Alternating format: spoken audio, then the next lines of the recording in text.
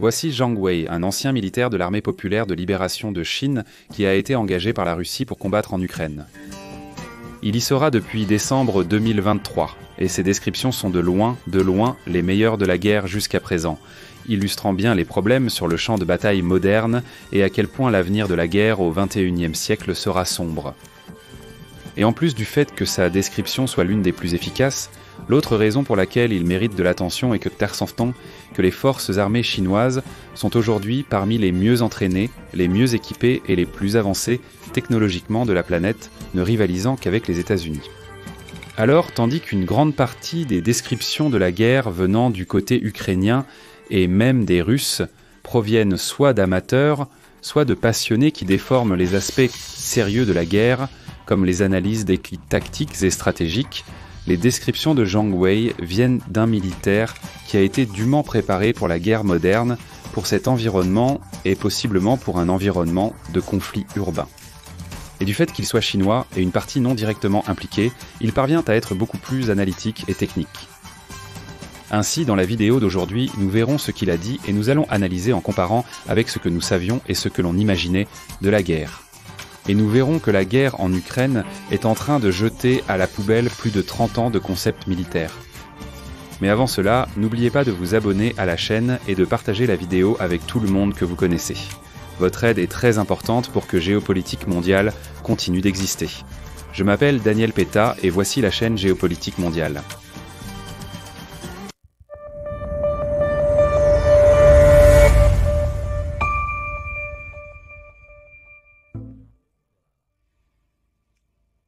Je suis presque totalement rétabli. Je n'ai pas évacué depuis environ 2 semaines. Après mon retour, j'ai mangé beaucoup de beurre et d'autres aliments qui sont bons pour la digestion, mais j'ai encore du sang. Cela fait plus de 10 jours, depuis le moment où je suis rentré à la maison jusqu'à maintenant, je ne suis allé aux toilettes qu'une seule fois. Depuis 2 jours, j'ai faim. La digestion n'est toujours pas bonne. La première équipe compte 12 personnes et 2 équipes de combat. En fait, cela peut être divisé en 4 équipes de combat. Mais c'était la première fois que j'allais à la guerre du feu en tant que force de soutien vétéran. Les nouvelles recrues, je te le dis, le taux de mortalité était tel que, du moment où tu entrais sur le champ de bataille jusqu'à la mort, cela prenait en moyenne seulement 8 à 10 heures. C'est aussi rapide que ça. Nous avons combattu pendant au moins 1 mois. Parce que beaucoup de chambres avaient des cadavres. Et dans les vidéos que j'ai publiées, toutes les chambres avaient des cadavres. L'odeur était terrible. Presque toutes les caves avaient des gens en train de mourir, des 2 côtés. Seul le petit noir, un russe et moi sommes revenus, ainsi qu'un gars du Népal, qui a été touché par 4 éclats d'obus.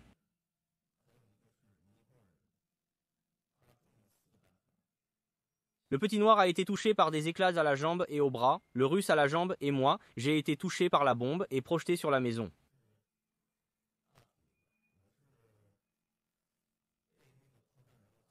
La moitié de mon corps a été clouée. Je portais un gilet pare-balles, donc ça allait. Un éclat a éraflé mon bras gauche.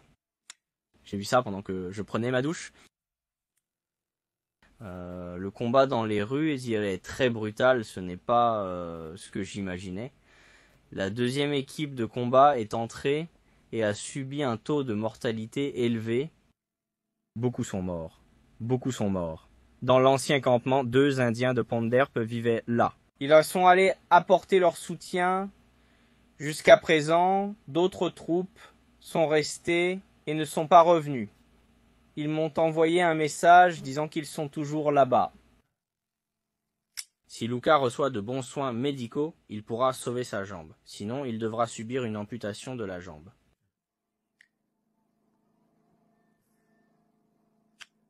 Je n'ai rien dit à Pretigno depuis que je suis arrivé ici, parce qu'un jour je faisais une mission avec 2 anciens, moi et Xiaohei. Nous avons formé une équipe de combat de 4 personnes.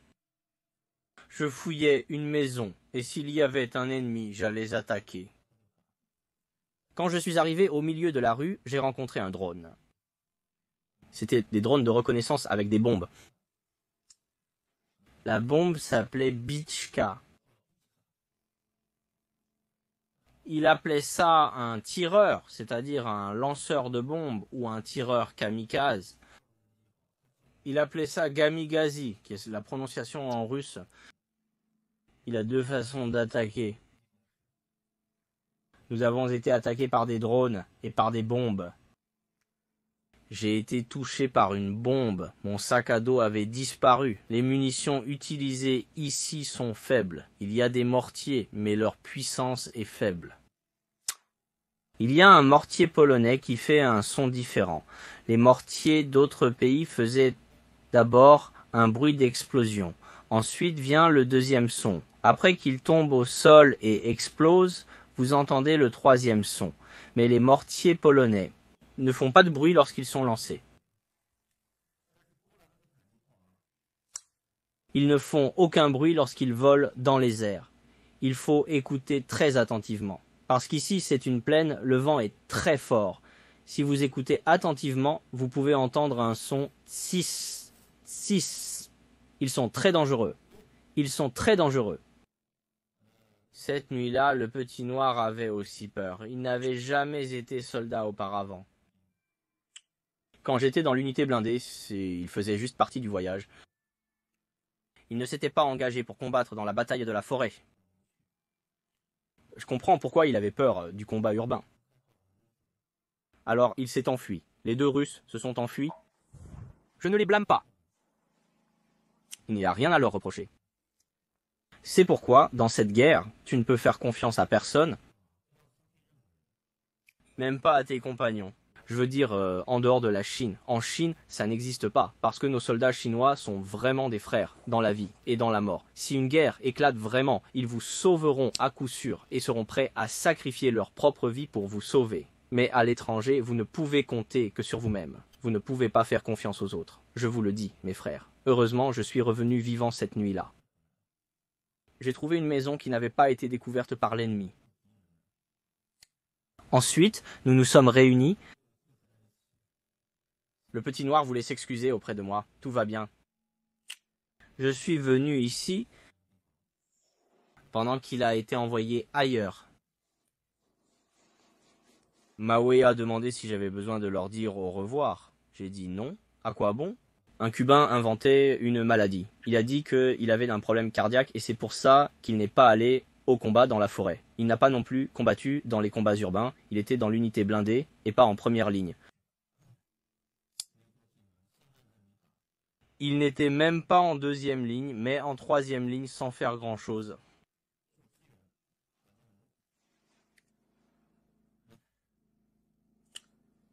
Je ne sais plus quoi dire. Ah oui, avant notre départ, le petit noir a préparé un ragoût de viande.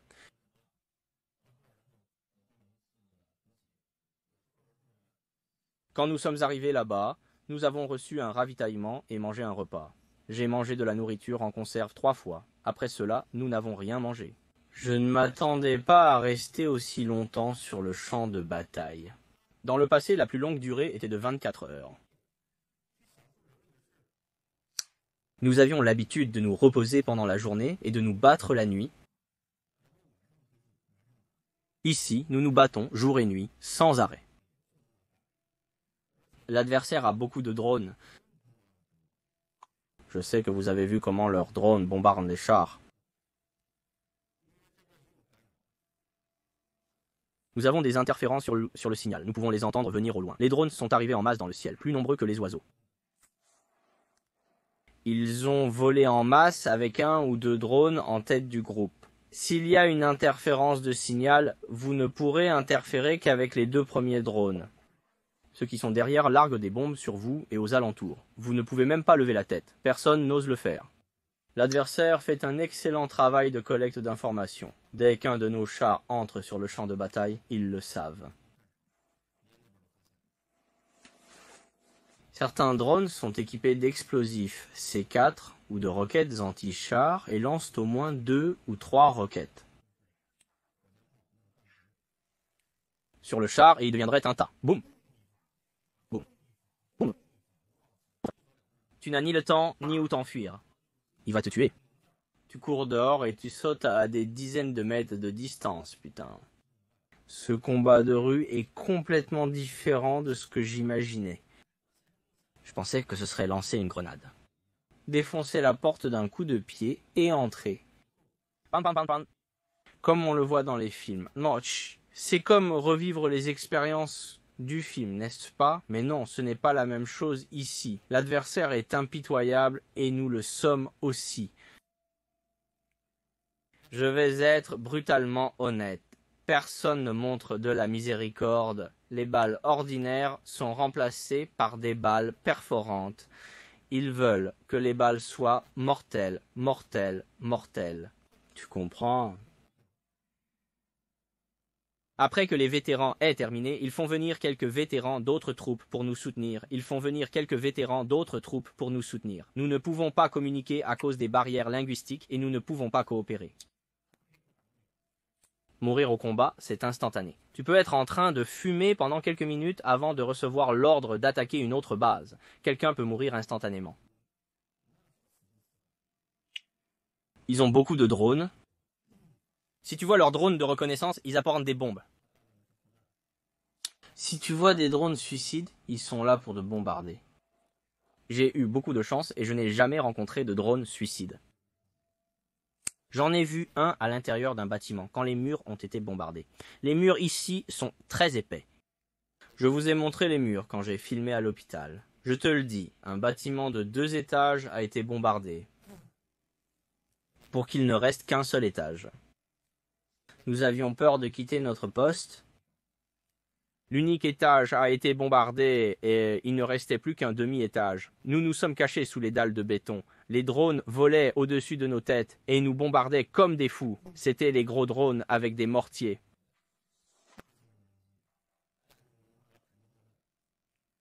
Pendant la journée, ce sont les petits drones suicides qui attaquaient les fenêtres. Tu n'as nulle part où te cacher.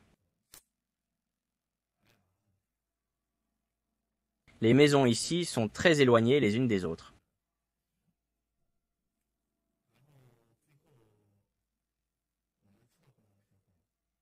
Après avoir évacué à la fin et nous être regroupés avec des vétérans d'autres troupes, nous avons attaqué 2 forteresses avec des Joss avec des brise-vents à proximité.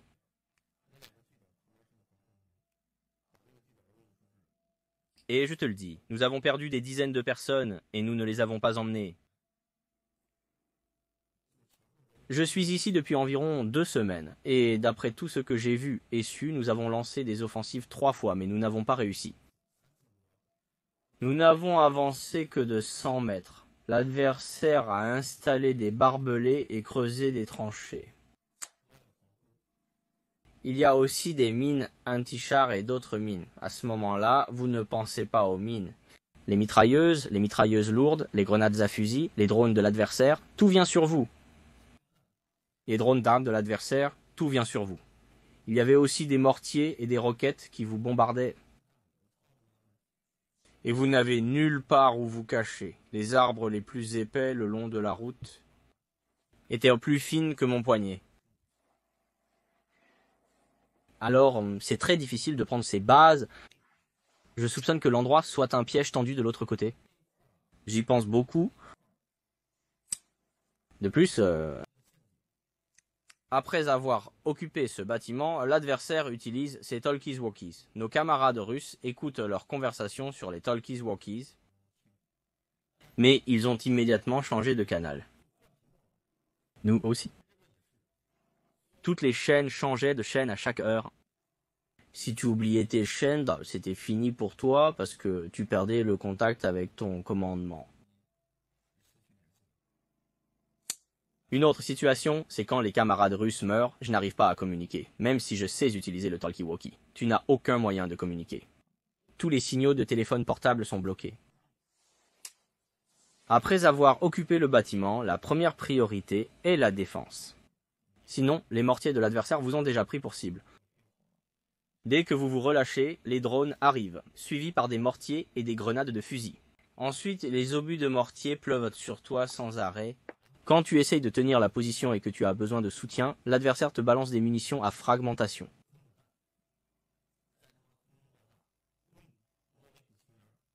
Elles explosent dans l'air avec un nuage de fumée. en 2 secondes. Elles éclatent partout sur une grande zone. Elles ne sont pas fatales pour les blindés, mais elles sont mortelles pour les humains. Si tu marches sur l'une d'elles, tant pis, parce que tes ennemis ne te laissent pas le temps de réfléchir. Il y a des cadavres sur la route. Certains sont recouverts d'un drap blanc, tandis que d'autres sont couverts de vêtements. Ce sont nos soldats. Les gens demandent pourquoi nous portons tous un brassard blanc. Parce que le drapeau national russe est blanc, bleu et rouge. Alors, nous portons des brassards blancs. La couleur est de bon augure et c'est comme aller à des funérailles en Chine. J'ai ressenti un peu de répulsion. J'ai demandé pourquoi nous ne portions pas du rouge. La réponse a été que certaines autres troupes portaient du rouge et que nous portions du blanc, sur ordre de notre supérieur. Et quel était l'ordre? Tuer tous ceux qui ne portent pas de brassard blanc à portée de vue. Éliminez-les tous. Ainsi, il y a certains aspects de niveau stratégique que nous pouvons tirer de cette vidéo. D'autant plus que si ces récits sont lourds et tendus, rappelez-vous qu'ils viennent du côté qui est en train de gagner la guerre. Mais ce qui nous importe vraiment, ce sont ces considérations clés, ces considérations stratégiques qu'ils présentent. La première, c'est le facteur drone qu'il mentionne à plusieurs reprises dans la vidéo. Les drones ont obligé les forces armées à modifier toute la doctrine militaire qui existait jusqu'alors. Parce que tout au long de la guerre froide, la doctrine principale de pratiquement toutes les forces armées du monde, si ce n'est toutes, du moins la grande majorité, se concentrait sur les soi-disant conflits symétriques, c'est-à-dire d'État contre État, forces gouvernementales contre d'autres forces gouvernementales. Les détails sur la manière de mener une guerre varient, comme le modèle OTAN de forces combinées ou le modèle soviétique d'opérations conjointes à grande échelle, ou même le modèle chinois de guerre populaire. Si vous voulez que j'en parle un jour, laissez-le dans les commentaires. Mais bref, c'était des variantes opérationnelles de la même chose.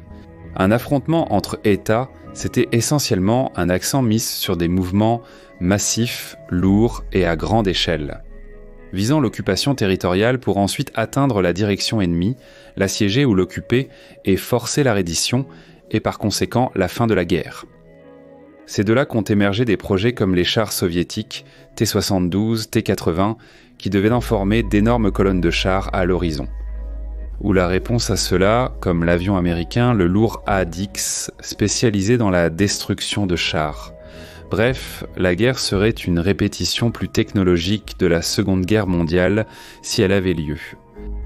Cependant, ce modèle a déjà été sérieusement mis à mal au plus fort de la guerre froide lorsqu'il s'est agi de faire face à des guerres dites conflits asymétriques, c'est-à-dire ces conflits où une force étatique affronte une force marginale, non étatique entre guillemets, pour ainsi dire, comme des guérilleros, le crime organisé ou des groupes terroristes. Car pendant la guerre du Vietnam, les États-Unis et des années plein plus tard l'Union soviétique en Afghanistan ont eu du mal à faire fonctionner ce modèle axé sur les États contre des groupes de guérilla. Mais malgré cela, ce schéma était resté le principal pendant encore longtemps. Mais après le 11 septembre et cette euphorie de la mondialisation du début des années 2000 qui a apporté toute une série de discours comme l'affaiblissement des États, la fin des frontières et ainsi de suite, qui prophétisaient, en quelque sorte, qu'il n'y aurait plus jamais de guerre entre États et que l'accent devait donc être mis entièrement sur la gestion de ces forces asymétriques. Surtout à cause de la guerre contre le terrorisme après le 11 septembre, la logique militaire voulait alors que les forces armées soient rapides, précises, stratégiques et très bien équipées avec la technologie la plus avancée possible.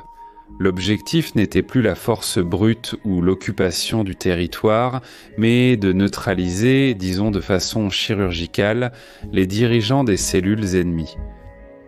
Eh bien, si vous allez mettre plus de technologie, cela coûte plus cher.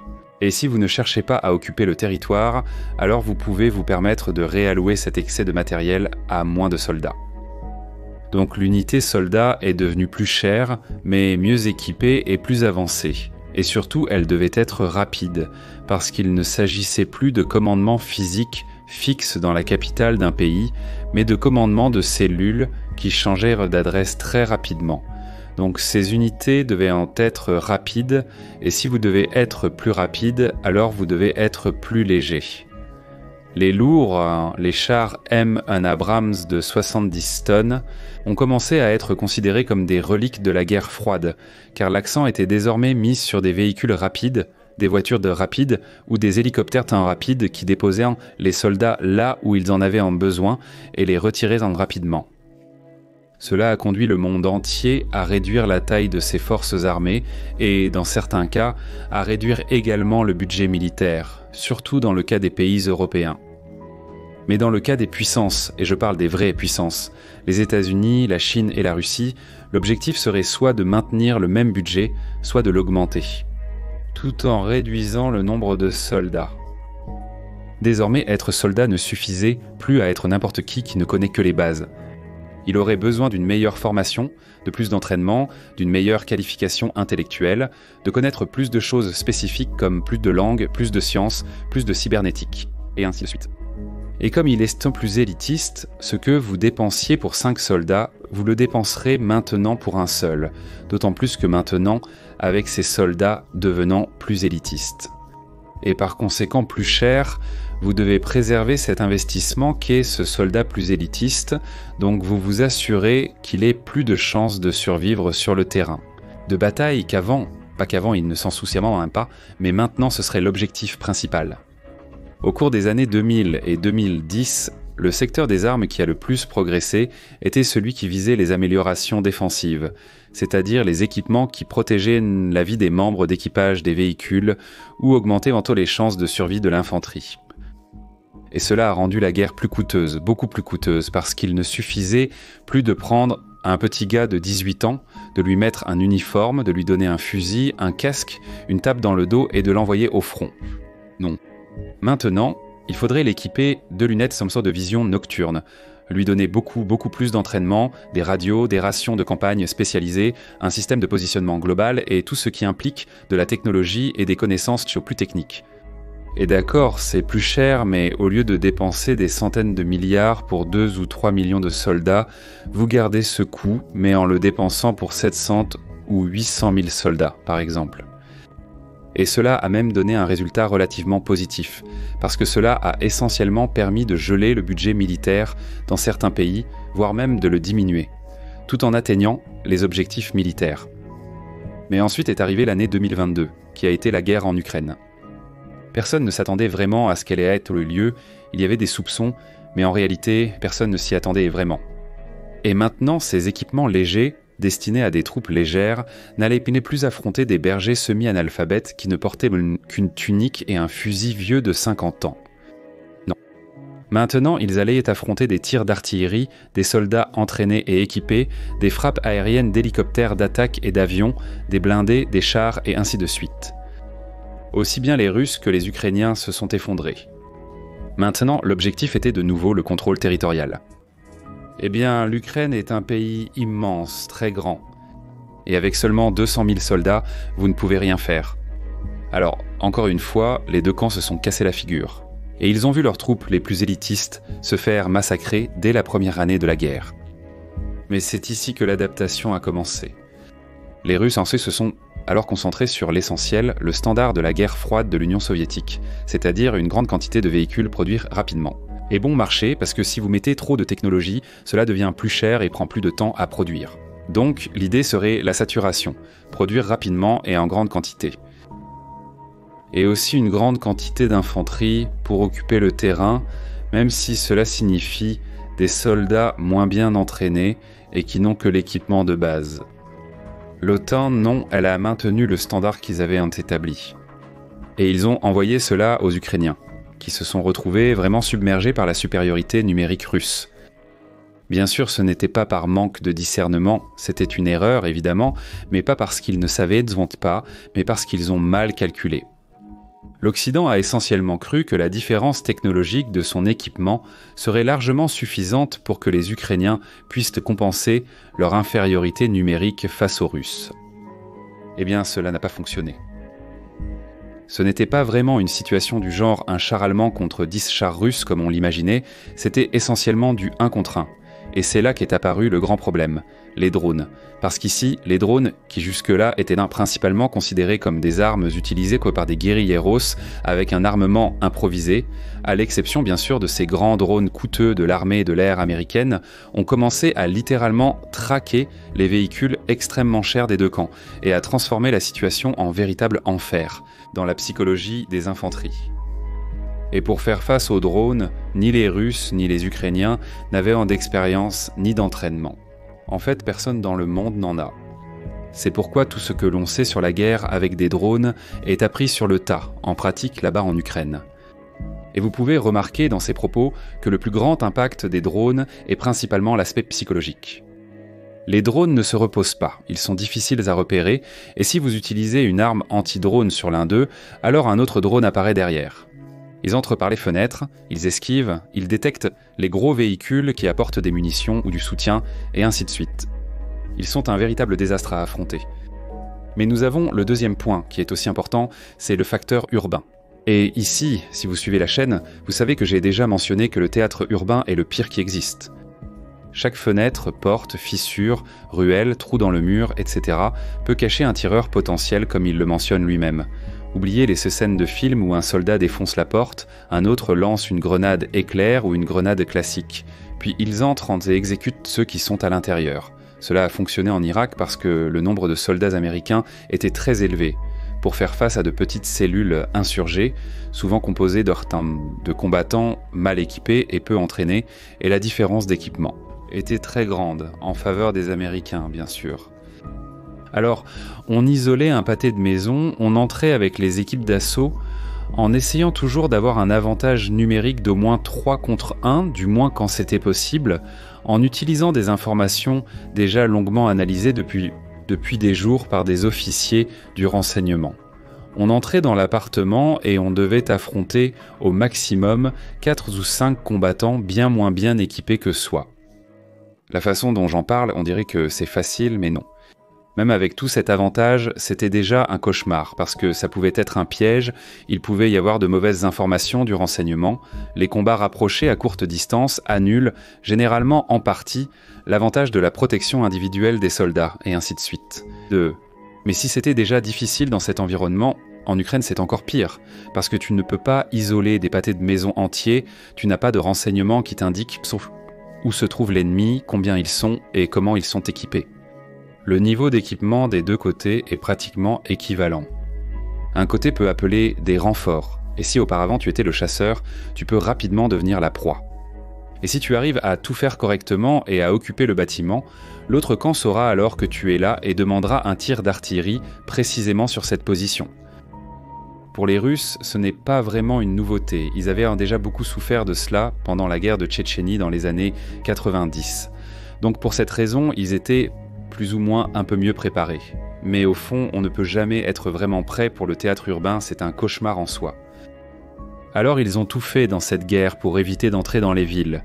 Ils n'y entrent que lorsqu'elles sont très importantes, qu'ils n'ont pas d'autre choix, ou que ces villes ont une grande valeur stratégique qui fera la différence dans la guerre. Sinon, l'ordre essaie d'assiéger et d'isoler la ville, puis de la bombarder, mais d'éviter au maximum d'y entrer chaque fois que possible. Alors voyez, nous parlons de la façon dont les drones ont changé toute l'opérationnalité militaire. Alors, dans les prochaines années, attendez-vous à voir de plus en plus de drones tueurs. Et les villes, comme cela avait déjà été dit auparavant, même avant le début de la guerre, les villes deviennent de véritables cimetières pour les forces de combat. D'ailleurs, plus la ville est grande, pire c'est. Surtout si l'on parle de mégapoles qui, il faut le rappeler, jusqu'à présent dans l'histoire de l'humanité, n'ont jamais été le théâtre d'une guerre. Une grande bataille dans une mégapole, c'est-à-dire ces villes qui comptent plus de 5 millions d'habitants, cela n'a donc pas encore vraiment eu lieu et il n'y a pas grand-chose à faire à ce sujet pour l'instant. D'ailleurs, les mégapoles deviennent un fardeau même pour les forces de sécurité de leur propre pays. Et sur la base de ce contexte, nous pouvons tirer quelques indications sur la façon dont les prochains conflits seront probablement. Si Israël entre au Liban, ce sera dévastateur pour les Israéliens. Le Hezbollah va probablement gagner. Dans le Caucase, l'Azerbaïdjan va décimer les Arméniens avec des drones si les Arméniens ne reçoivent pas une grande quantité d'équipements spécialisés pour drones. Et en Chine avec Taïwan, Les drones et l'intelligence artificielle seront essentiels, d'autant plus qu'ici, je dois souligner une différence très importante. À Taïwan, si un conflit éclate, ce sera très différent de l'Ukraine. Ce sera une guerre navale, donc elle sera plus technologique. La qualité des combattants impliqués devra nécessairement être meilleure. Que le personnel de l'armée ne se fâche pas contre moi, mais c'est dans la marine que nous avons l'élite intellectuelle des forces armées d'un pays. Et une guerre à Taïwan impliquera justement la partie la plus qualifiée des forces armées chinoises. Et si les États-Unis interviennent, certainement ce sera la partie la plus qualifiée des combattants américains, donc ce sera un conflit plus élitiste. L'Ukraine est une guerre, disons, plus populaire, plus sale, malgré les drones encore archaïques, mais si nous avons une guerre à Taïwan, elle sera élitiste, sanitaire, plus élitiste, plus technologique. De toute façon, nous devons espérer que cela se termine vite et qu'il n'y ait plus de guerre, ce dont je doute pour les deux, car la guerre du XXIe siècle sera encore plus mortelle que les guerres du XXe siècle. Merci à tous, j'espère que cela vous a plu.